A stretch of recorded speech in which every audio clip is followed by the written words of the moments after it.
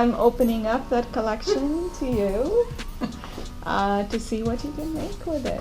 So the saree is a seamless piece of fabric, about 5.5 yards to up to 8 yards long. We want to be respectful of the fabric and where it comes from. I inherited that collection of beautiful sarees, and there's still quite a bit that I think should live on in some way. The assignment was to turn a saree into something else that had different meaning. I think the invitation is important. I'm giving you permission to do this. Just looks really elegant. All different color come together is beautiful. Yeah, that's the thing. There's so many possibilities.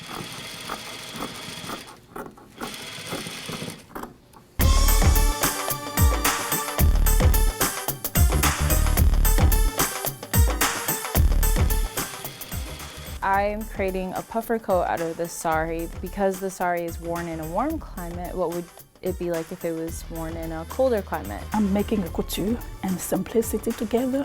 A couture but not complicated couture. A couture everybody can understand. First I was really drawn to this fabric just because I really love the green in it and like the tiny details. So it made me think of something really royal and princessy. For her to take it from somebody special and pass it to us, she must really consider us, and then I'm feeling really touched for that. I think it's really special. She put a lot of trust in us with these. At first it felt a little wrong to cut it up and everything, but she gave us her permission. I think it's more of honoring. It's a very sacred thing that she gave us that was probably passed down in her family. And who knows how long her mother had these and who had these before her mom. So it is an honor. I love to see it come to life.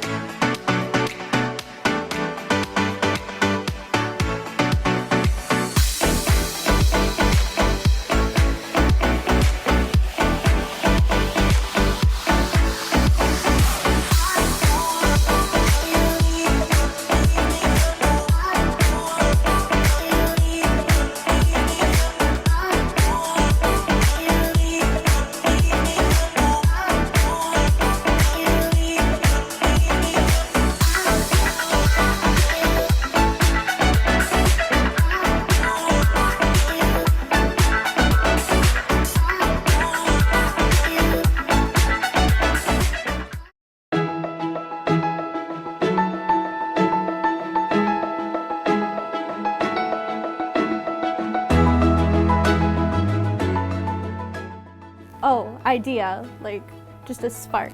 Endless possibility. I would go with probably like dreaming. Breathes life back into you. It kind of starts like a jumping off point. Your train of thought expands. Last week we looked at that fabulous dress. There's some consideration, we decided that's the one. They're using this garment as inspiration for things that they'll make themselves. It's really cool to see their different interpretations of it. So this is an ensemble from the 1930s. One thing that is really special about this piece is it was made by a Milwaukee dressmaker. With the dress, I kind of started sketching out some of the shapes that you can see in the fabric. And then the first thing I thought of was flowers, just based on the pattern of the fabric. You know, just looking at like the florals and the colors, I wanted, you know, the pinks and the greens. So I just came up with like Secret Garden. I looked into sort of just daily life in the 1930s, and I would see sort of images of play suits. So in the 30s, they were still trying to enjoy life, but at the same time, there were a lot of heavy things going on. So I tried to imagine how to kind of make that relevant. Places like I thought that dress could be seen. I thought of a lot of like fields, a lot of gazebos and stuff. When I was looking at the dress throughout the whole presentation, I could only think of two words in my mind, and that was spring and feminine. It's always nice to be able to use them in classes because that is what the original goal was.